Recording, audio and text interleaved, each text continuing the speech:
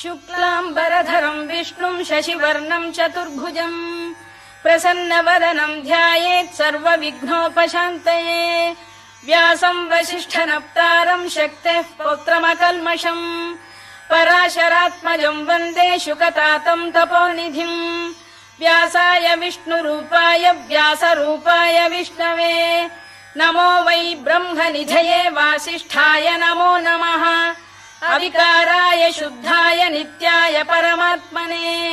सदैकरूपरूपाय विष्णवे सर्वजिष्णवे यस्य स्मरणमात्रेण जन्म संसारबन्धनात्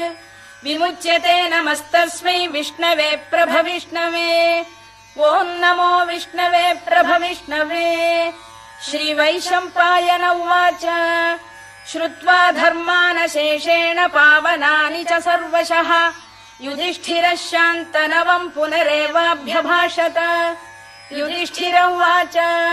किमेकम् दैवतम् लोके किं वाप्येकम् परायणम् स्तुवन्तः कङ्कमर्चन्तः प्राप्नुयुर्मानवा शुभम् को धर्मः सर्वधर्माणाम् भवतः परमो मतः किं जपन्मुच्यते जन्तुर्जन्म संसारबन्धनात्। श्रीभीष्म उवाच जगत्प्रभुम् देवदेवमनन्तम् पुरुषोत्तमम् स्तुवन्नाम सहस्रेण पुरुषः सततोत्थितः तमेव चार्चयन् नित्यम् भक्त्या पुरुषमव्ययम् ध्यायन् स्तुवन् नमस्यम् च यजमानस्तमेव च अनादिनिधनम् विष्णुम् सर्वलोकमहेश्वरम् लोकाध्यक्षम् स्तुवन् नित्यम् सर्वदुःखातिगो भवेत् ब्रह्मण्यम् सर्वधर्मज्ञम् लोकानाम् कीर्तिवर्धनम् लोकनाथम् महद्भूतम् सर्वभूतभवोद्भवम्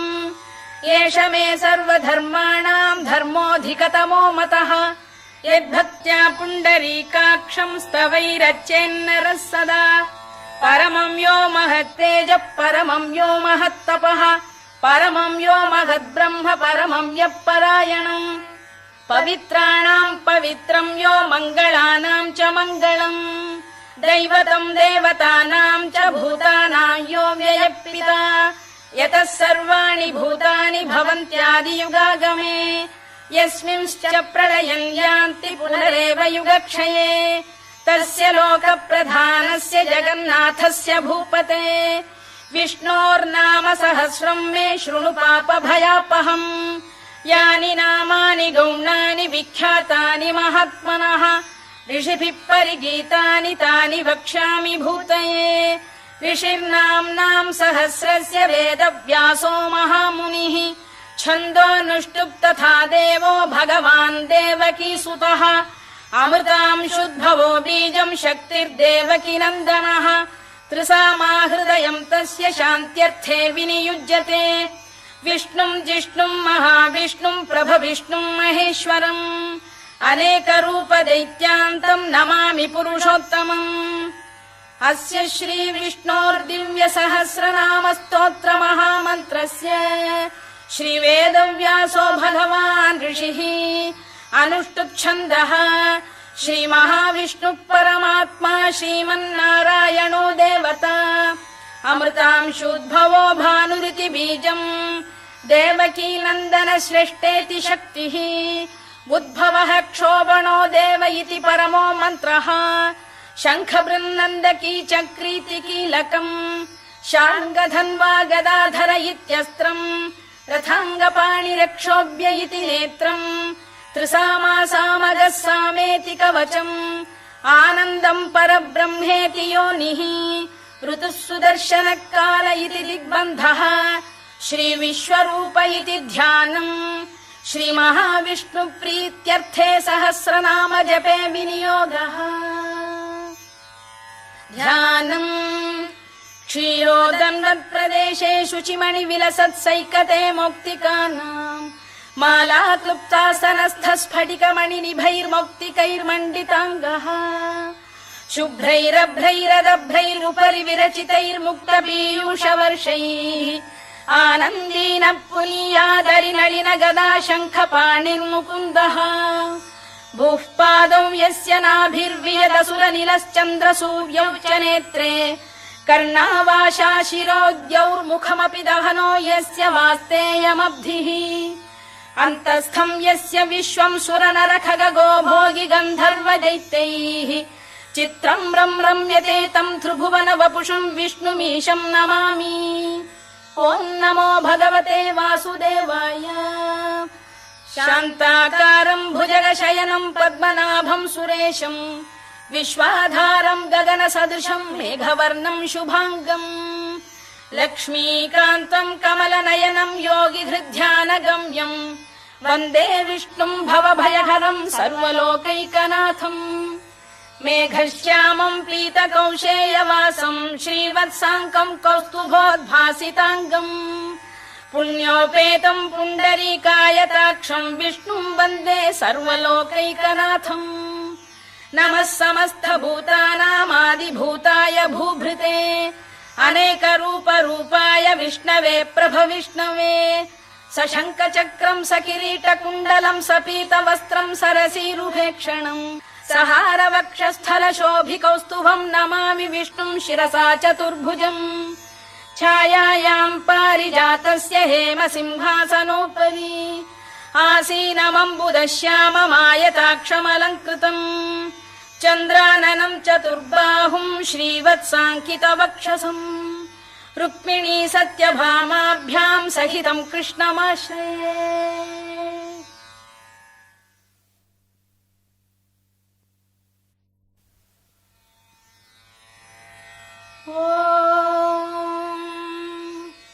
विश्वं विष्णुर्वषत्कारो भूतभव्य भवत्प्रभुः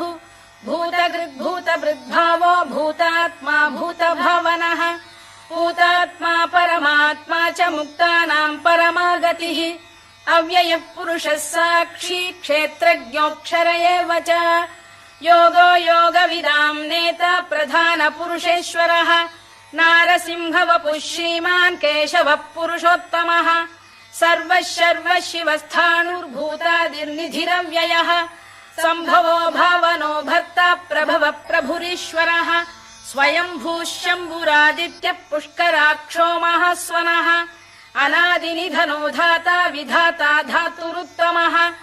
अप्रमेयो ऋषिकेशः पद्मनाभोऽमरप्रभुः विश्वकर्मा मनुस्त्वष्टा स्थविष्ठस्थविरो ध्रुवः अग्राह्यः शाश्वतः कृष्णो लोहिताक्षप्रदर्दनः प्रभूतस्त्रिककुब्धाम पवित्रं मङ्गलं परम् ईशानप्राणद प्राणो ज्येष्ठः श्रेष्ठः प्रजापतिः हिरण्यगर्भो भूगर्भो माधवो मधुसूदनः ईश्वरो विक्रमी धन्वी मेधावी विक्रमक्रमः अनुत्तमो दुराधर्ष्य कृतज्ञः कृतिरात्मवान् सुरेशः शरणं शर्म विश्वरेता प्रजाभवः अधः संवत्सरो व्याळ प्रत्ययः सर्वदर्शनः अजः सर्वेश्वरः सिद्धः सिद्धिः सर्वादिरच्युतः वृषाकपिरमेयात्मा सर्वयोगविनिसृतः वसुर्वसुमनः सत्यः समात्मा संमितः समः अमोघः पुण्डरीकाक्षो वृषकर्मा वृषाकृतिः रुद्रो बहुशिरा बभ्रुर्विश्वयोनिः शुचिश्रवाः अमृतः शाश्वतस्थाणुर्वरारोहो महातपाः सर्वगः सर्वविद्भानुर्विश्वक्सेनो जनार्दनः वेदो वेदविदव्यङ्गो वेदाङ्गो वेदवित्कविः लोकाध्यक्षः सुराध्यक्षो धर्माध्यक्षः कृताकृतः चतुरात्मा चतुर्व्यूहश्चतुर्दंष्टश्चतुर्भुजः भ्राजिष्णुर्भोजनं भोक्ता सहिष्णुर्जगदादिजः अनघो विजयो जेता विश्वयोनिः पुनर्वसुः उपेन्द्रो वामनः प्रांशुरमोघः शुचिरूर्जितः अतीन्द्रः सङ्ग्रहः सर्गो धृतात्मा नियमो यमः वेद्यो वैद्यः सदा योगी वीरः माधवो मधुः अतीन्द्रियो महामायो महोत्साहो महाबलः महाबुद्धिर्महावीर्यो महाशक्तिर्महाद्युतिः अनिर्देश्य वपुः श्रीमान् अमे आत्मा महादृधृत् महेश्वासो महीभर्ता श्रीनिवासः सताङ्गतिः अनिरुद्धः सुरानन्दो गोविन्दो गोविदाम्पतिः मरीचिर्दमनो हंसः सुपर्णो भुजगोत्तमः हिरण्यनाभः सुतपाः पद्मनाभ प्रजापतिः अमृत्युः सर्वदृक्सिंहः सन्धाता सन्धिमान् स्थिरः अजो दुर्मर्षणः शास्ता विश्रुतात्मा सुरारिभा गुरुर्गुरुतमो धाम सत्यः सत्यपराक्रमः निमिषो निमिषस्रग्वी वाचस्पतिरुदारधीः अग्रणीर्ग्रामणी श्रीमान् न्यायो नेता समीरणः सहस्रमूर्धा विश्वात्मा सहस्राक्षः सहस्रपात् आवर्तनो निवृत्तात्मा संवृतः सम्प्रमर्दनः अधः संवर्तको वह्निरनिलो धरणीधरः सुप्रसाद प्रसन्नात्मा विश्वधृक् विश्वभुग्विभुः सत्कर्ता सत्कृतः साधुर्जह्नुर्नारायणो नरः असङ्ख्येयो प्रमेयात्मा विशिष्टः शिष्टकृच्छुचिः सिद्धार्थ सिद्ध संकल्पः सिद्धिदः सिद्धिसाधनः वृषाही वृषभो विष्णुर्वृषपर्वा वृषोदरः वर्धनो वर्धमानश्च विविक्तः श्रुतिसागरः सुभुजो दुर्धरो वाग्मी महेन्द्रो वसुदो वसुः नैकरूपो बृहद्रूपः शिपिविष्टप्रकाशनः ओजस्तेजोऽब्जुदिधर प्रकाशात्मा प्रतापनः वृद्धस्पष्टाक्षरो मन्त्रश्चन्द्रांशुर्भास्करद्युतिः अमृतांशुद्भवो भानुः शशबिन्दुः सुरेश्वरः औषधम् जगतः सेतुः सत्यधर्मपराक्रमः भूतभव्य भवन्नाथ पवनः पावनो नलः कामः कामकृत्कान्तः कामः कामप्रदः प्रभुः युगादिकृद्युगावर्तो नैकमायो महाशनः अदृश्यो व्यक्तरूपश्च सहस्रजिदनन्तजित् इष्टो विशिष्टः शिष्टेष्टः शिखण्डी नघुषो वृषः क्रोधः क्रोधकृत्कर्ता विश्वबाहुर्महीधरः अच्युत प्रथित प्राण प्राणदो वासवानुजः अपां निधिरधिष्ठानमप्रमत्त प्रतिष्ठितः स्कन्द स्कन्दधरो धुर्यो वरदो वायुवाहनः वासुदेवो बृहद्भानुरादिदेवः पुरन्दरः अशोकस्तारणस्तारः शूरः शौरिर्जनेश्वरः अनुकूलः शतावर्तः पद्मी पद्मनिभेक्षणः पद्मनाभोरविन्दाक्षः पद्मगर्भः शरीरभृत् महर्धिर्वृद्धो वृद्धात्मा महाक्षो गरुडध्वजः अतुलः शरभो भीमः समयज्ञो हविर्हरिः सर्वलक्षणलक्षण्यो लक्ष्मीवान् समितिञ्जयः विक्षरो रोहितो मार्गो हेतुर्दामोदरः सहः महीधरो महाभागो वेगवानमिताशनः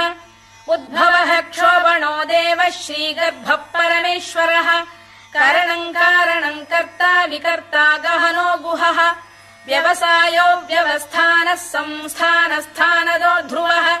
परधिः परमस्पष्टस्तुष्टः पुष्टः शुभेक्षणः रामो विरामो विरतो मार्गो नेयोनयोनयः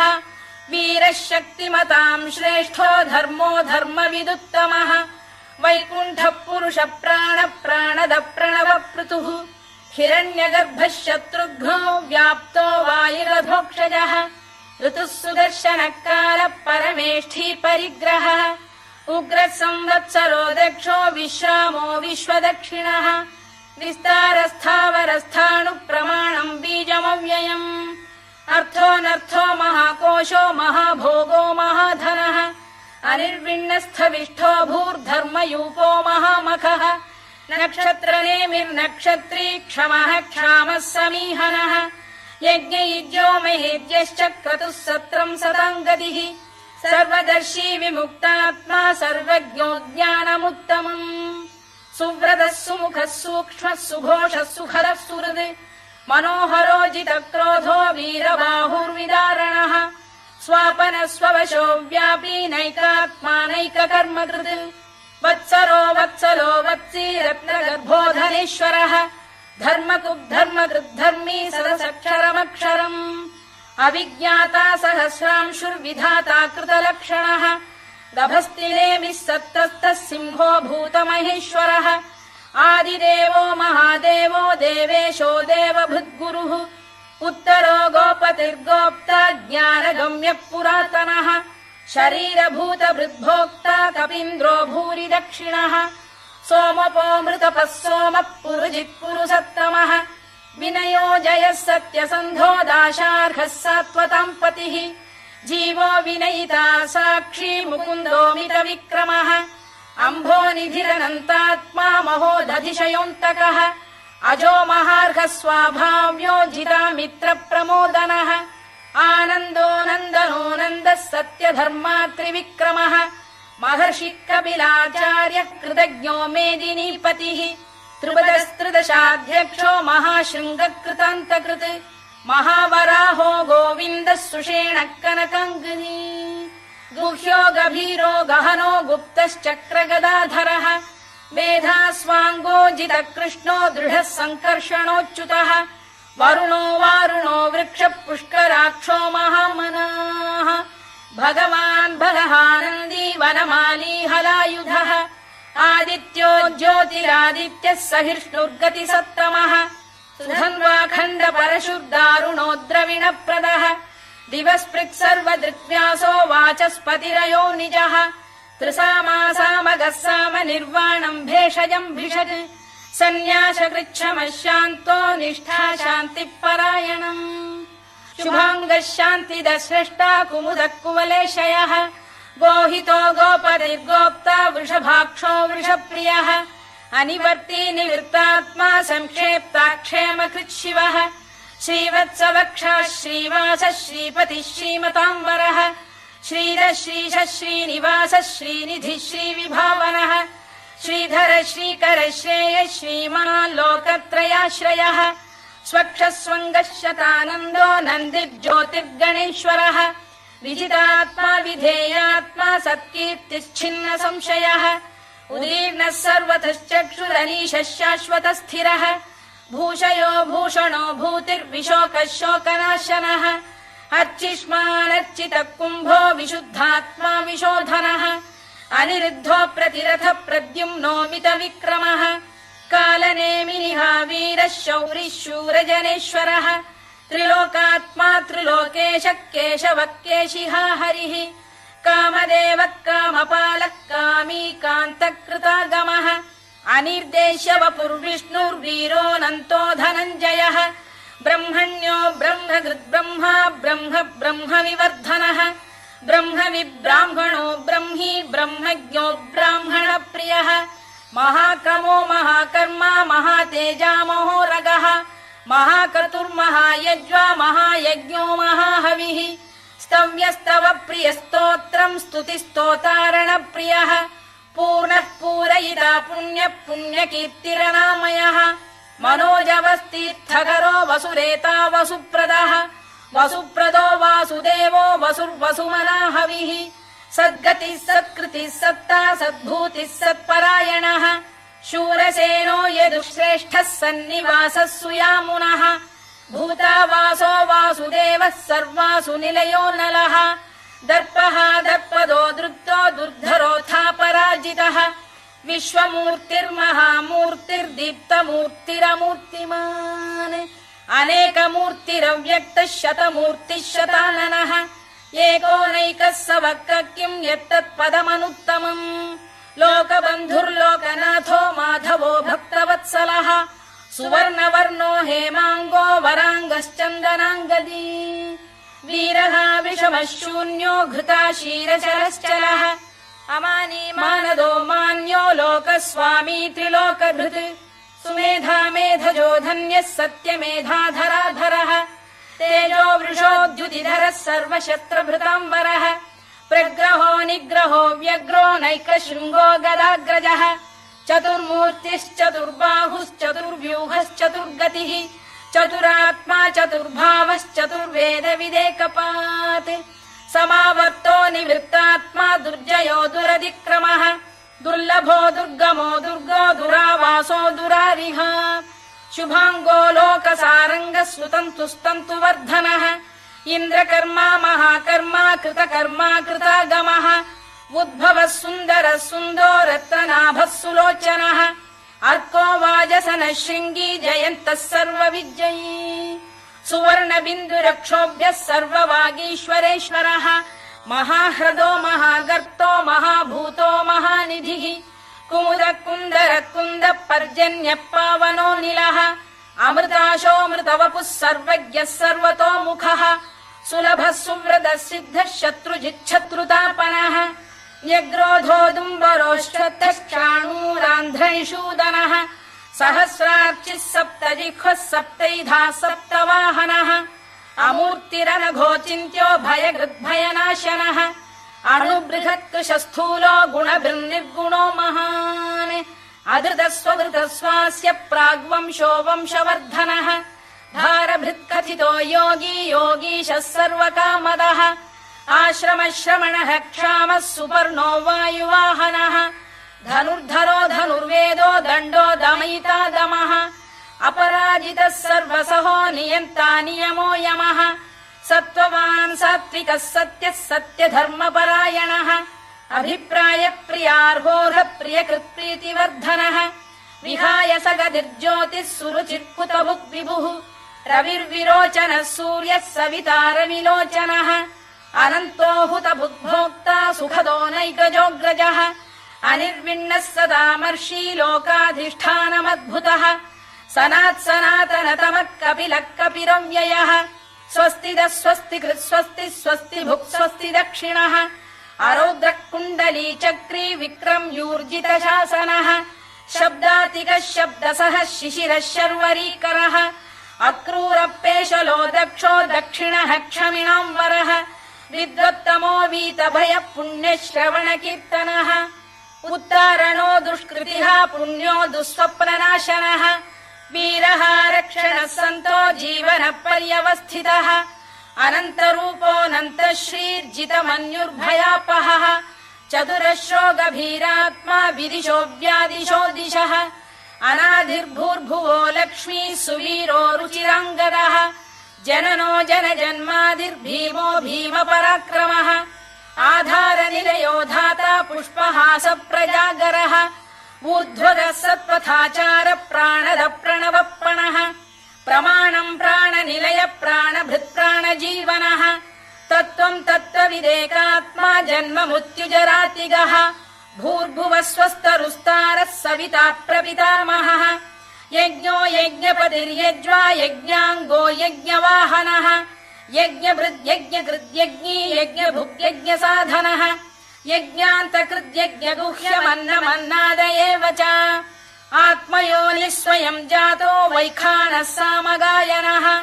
देवकीनन्दनः स्रष्टा क्षितीशः पापनाशनः शङ्खबृन्नन्दकी चक्री शार्ङ्गधन्वा गदाधरः तथाङ्गपाणिरक्षोभ्यः सर्वप्रहरणायुधः सर्वप्रहरणायुधवो नम इति वनमाली गरीशाङ्गी शङ्खी चक्री च नन्दकी श्रीमान्नारायणो विष्णुर्वासुदेवोऽभिरक्षतु वनमाली गरीशाङ्गी शङ्खी चक्री च नन्दकी श्रीमान्नारायणो विष्णुर्वासुदेवोऽभिरक्षतु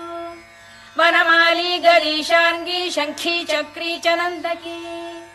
श्रीमान्नारायणो विष्णुर्वासुदेवोऽभिरक्षतु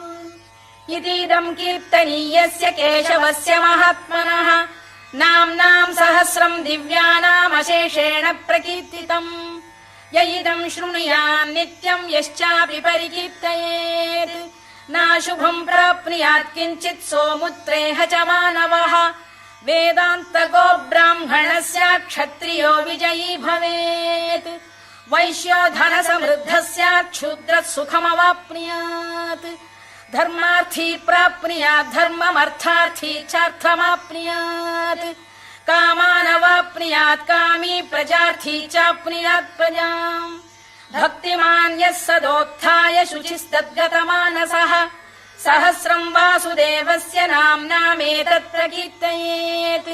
यशः प्राप्नोति विपुलम् याति प्राधान्यमेव च अचलाम् श्रियमाप्नोति श्रेयः प्राप्नोत्यनुत्तमम् न भयम् क्वचिदाप्नोति वीर्यम् तेजश्च विन्दति भवत्यरोगोद्युतिमान् बलरूपगुणान्वितः रोगार्तो मुच्यते रोगात् बद्धो मुच्येत बन्धनात् भयान्मुच्येत भीतस्तु मुच्येतापन्न आपदः दुर्गाण्यतितरत्याशु पुरुषः पुरुषोत्तमम् स्तुवन्नाम सहस्रेण नित्यम् भक्तिसमन्वितः वासुदेवाश्रयो मर्त्यो वासुदेवपरायणः सर्वपापविशुद्धात्मा याति ब्रह्म सनातनम् न वासुदेव भक्तानामशुभम् विद्यते क्वचित् जन्म मृत्युजरा व्याधि भयम् नैवोपजायते इमम् स्तवमधीयानः श्रद्धा भक्तिसमन्वितः युज्येतात्मसुखक्षान्ति श्रीधृतिस्मृतिकीर्तिभिः न क्रोधो न च मात्सर्यम् न लोभो न शुभा मतिः भवन्ति कृतपुण्यानाम् भक्तानाम् पुरुषोत्तमे द्यौः स चन्द्रार्कनक्षत्राखम् दिशो भूर्महो दधिः वासुदेवस्य वीर्येण विधृतानि महात्मनः ससुरासुरगन्धर्वम् स यक्षोरगराक्षसम् जगत्वशे वर्ततेदम् कृष्णस्य सचराचरम् इन्द्रियाणि मनो बुद्धिः सत्त्वम् तेजो बलम् धृतिः वासुदेवात्मकान्याहुः क्षेत्रम् क्षेत्रज्ञ एव च सर्वागमानामाचार प्रथमम् परिकल्पते आचार प्रभवो धर्मो धर्मस्य प्रभुरच्युतः ऋषयः पितरो देवा महाभूतानि धातवः जङ्गमा जङ्गमम् चेदम् जगन्नारायणोद्भवम् योगो ज्ञानम् तथा साङ्ख्यम् विद्या शिल्पादिकर्म च वेदाः शास्त्राणि विज्ञानमेतत् सर्वम् जनार्दनात् एको विष्णुर्महद्भूतम् पृथग्भूतान्यनेकशः त्रीन् लोकान् व्याप्य भूतात्मा भुङ्क्ते विश्वभुवव्ययः इमम् स्तवम् भगवतो विष्णोर्व्यासेन कीर्तितम् पठेद्य इच्छेत् पुरुषः श्रेयत् प्राप्तुम् सुखानि च विश्वेश्वरमजम् देवम् जगतः प्रभुमव्ययम् भजन्ति ये पुष्कराक्षम् न ते यान्ति पराभवम् न ते यान्ति पराभवम् ओन्नम इति अर्जुनोवाच पद्मपत्र विशालाक्ष पद्मनाभसुरोत्तमा भक्तानामनुरक्तानाम् त्राता भव जनार्दन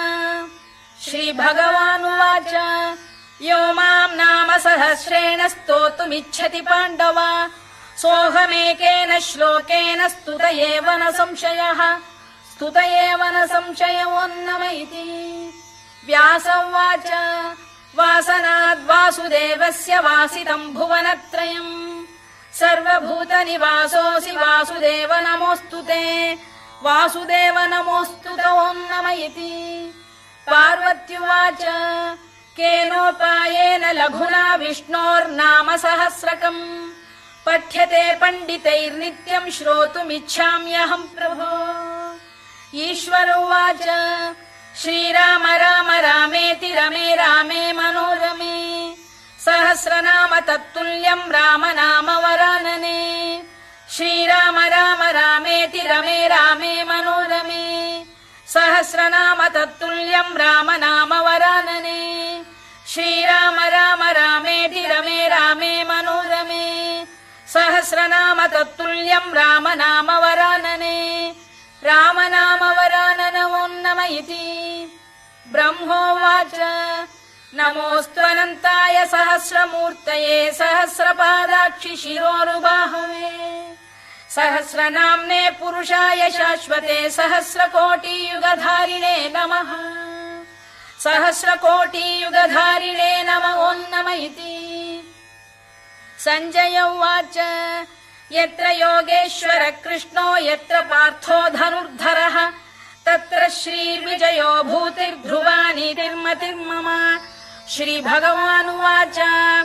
अनन्याश्चिन्तयन्तो मां ये जनाः पर्युपासते तेषाम् नित्याभियुक्तानां योगक्षेमम् वहाम्यहम् परित्राणाय साधूनां विनाशाय च दुष्कृताम्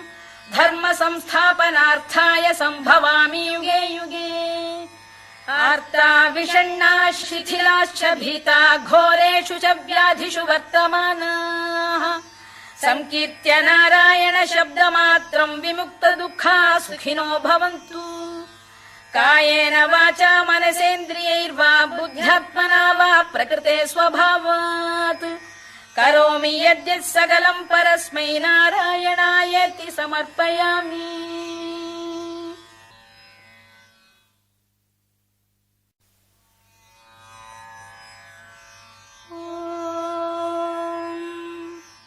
शुक्लाम्बरधरं विष्णुं शशिवर्णं चतुर्भुजम्